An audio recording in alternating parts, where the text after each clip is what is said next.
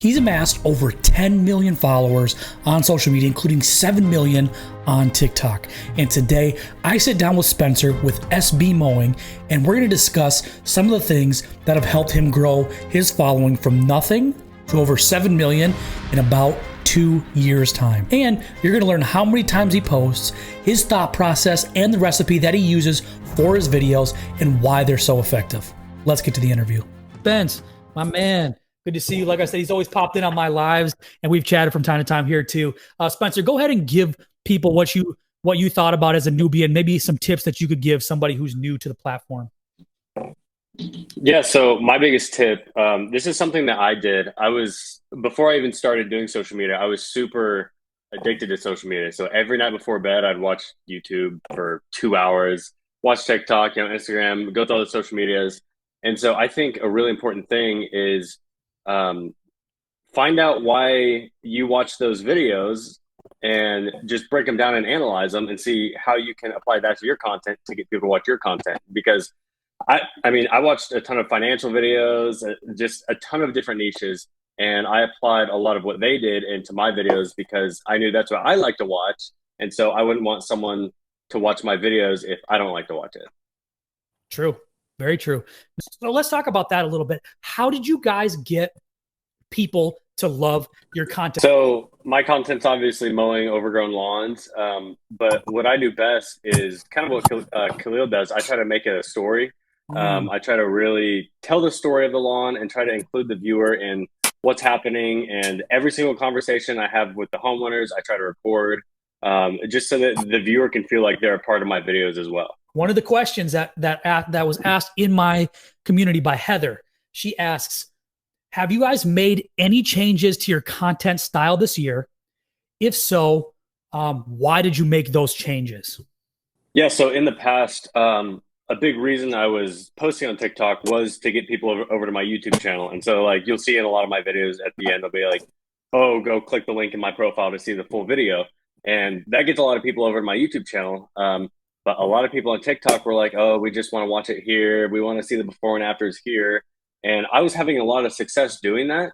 So I'm still doing that. So every Friday when I release my YouTube video, I release a TikTok, just a 1-minute TikTok that is telling people to go watch the full video. And then Saturday, I released the second best TikTok I made out of that video again. And now I'm actually re-editing all my old videos that most of my followers haven't seen because I've really gained a lot in the last 6 months. So I'm re-editing those into 3 to 5 minute cuts, and so that people can see the entire video. And actually, I think 2 of those are now my most viewed videos now. I've been doing that for the past 4 or 5 months. Every Monday, a new long form video will come out, I guess, technically 3 to 4 minutes. And yeah, they're doing really well for me this year so far. Exactly. And that's one of the things we discuss here as well. We just discussed is the video lengths are getting longer, right? And the algorithm has changed a lot since 2017, 2018, 2019, where we were seeing really short videos. It felt like we were all in the same algorithm, right? We were all hearing the same sounds, seeing the same dances. And as TikTok has matured, it has appeared that it's a lot more of an interest-based algorithm, and people are seeing the things that they're interested rather than everybody seeing that exact same thing. Now, like for me, for example, I just heard the If I Were a Fish song a couple days ago, and that's been going for apparently been going for a month or two now. And that's how segmented TikTok is now. Now I just want to do a little quick rapid fire round, and I want you guys to each answer quick because these are some of the common things that people ask me, and I want them to get a perspective from you, okay? And actually, Lindsay did already mention this, but okay, I want you guys to each answer how many times you post a day. Lindsay? 1 to 3. SB? So I'm mainly shooting my YouTube videos and using it as TikTok as well, like specifically re-editing it for TikTok. I usually shoot for about 6 to 8 hours, and it takes 2 to 3 hours to edit for like my YouTube video and my TikTok video, the same video for TikTok. Right. And then those are around, now that we have the new creator fund thing, I'm making my videos a little bit over a minute now, so that those are qualified for the monetization. And then I do about a 3 to 5 minute cut as well. Got it. When did you guys get to the point of you knew that posts were going to work almost every time? Viral right away. My first TikTok video got like 7 million views. And then after that, it was winter time, so I couldn't really go out and mow, and I didn't really know what I was doing, so that slowed my channel down a ton. So I would say it took about a year of consistent posting before I really like knew and saw every single video on there that would go viral, basically.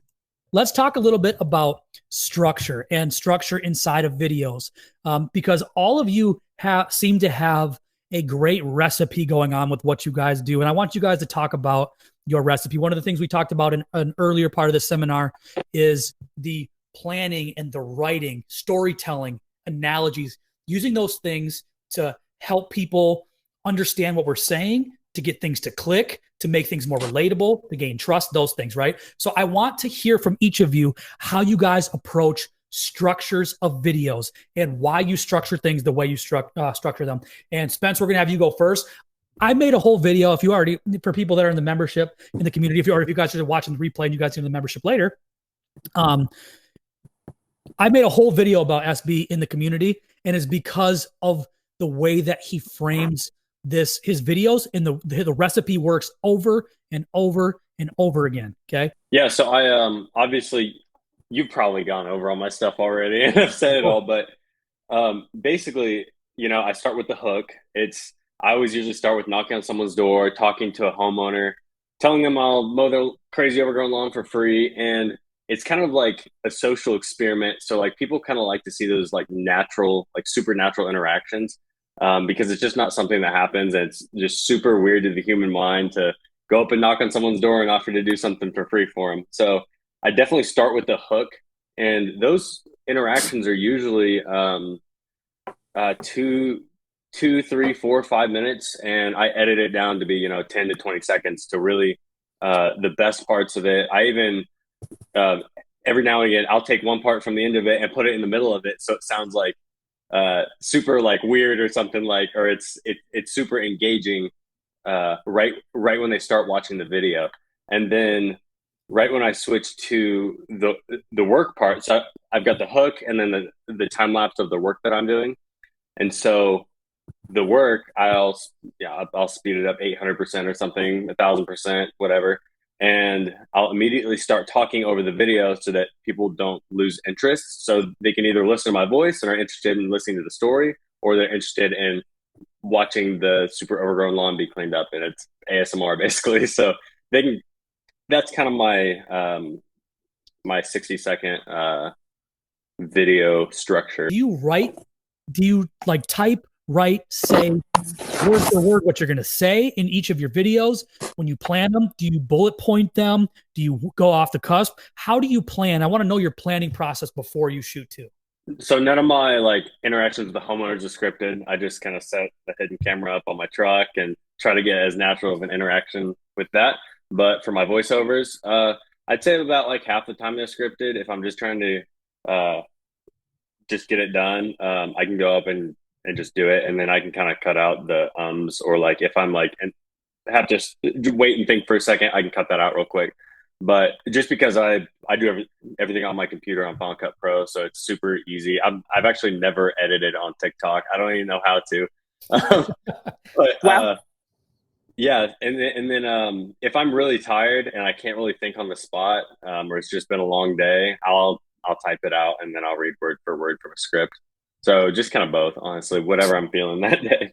How do you guys approach the algorithm as the creators that you are? Are you trying to use it to your advantage? Do you not care about it and just post what you're going to do? What are some of the things that you think about? I actually don't care too much about the algorithm. I like, obviously I've seen my longer videos do better recently, so I've been doing some more longer videos. But really, I think I just focus on making really good videos and making really good content. And I think that will, speak for itself. Like people are going to have a longer watch time on that. If TikTok sees 1,000 people swiping before half a second of your video, it's not going to show it to anyone. So if you're making good content, they're going to be watching that video for longer. If TikTok sees 1,000 people watching your content for at least, 20, 30 seconds, they're going to start recommending it out to people. I use the exact same hashtags for every single video. Um, and yeah, I really don't do a lot of research anymore on algorithm stuff. I just make the best videos I can with the most engaging content. And I think that kind of speaks for itself.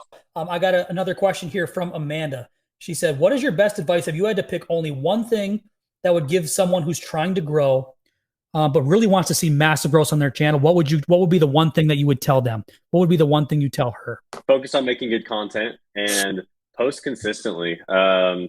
If you're gone for like a month or two, you're gonna lose your momentum that you have. I've definitely done that. Either posting crappy videos for a month or two, or just like not posting. So definitely, consistency is key. It will eventually come. I got super. I got lucky with my first video that I edited it very well. It was a good video, and the algorithm picked it up, and so I kind of blew up pretty quickly for my first video. But I've also had channels. I have a pressure washing channel as well that didn't blow up right away. That took a while. So I think that's at like 1.5 million followers now. And I just post consistently on that channel. It's every Wednesday. On this channel, it's every Friday, and now every Monday. So just stay consistent. Keep making your videos better and better every single time, and watch your videos back and make sure that you're actually enjoying it. Because if you don't enjoy watching your videos, no one else is. Now, quick question on that too. When you say that, what's one thing that you would say that you were doing wrong before that you're doing better now? Being lazy with my content. I'd take my YouTube videos and I would just cut it up into as many TikToks as I could, so that, this one YouTube video gets me 8 or 9 TikToks. Now I'm, making one, maybe 2 TikToks out of one video, and just making the absolute best TikTok that I can out of that content. Okay, so I used to do the thing where I would reply to every single comment on YouTube, a lot of them on TikTok. I actually got to this point where I was replying to so many on TikTok that like TikTok banned me from commenting for like a day. I don't know if that's a thing for everybody, but Yeah. but yeah, I would do it on YouTube, TikTok. But now, I'm trying to go out maybe like a few times a week to mow, and I'm spending 8 to 10 hours out in the heat, and I'm like beat by the time that I'm done. So it's kind of hard for me to get to that level again, to do that much. But now I actually go through all my apps. So when people are actually like adding me on other videos, or even my own videos, I'll go through and try to respond to as many of those as I can, because they're actually like calling me out. They're like, "Hey, check this out." It's so that's kind of the main thing I try to do now. Right. So you heard the man. If you guys want to get at SB Mowing, you just got to add them. Good tip. Just I kidding. like that a lot.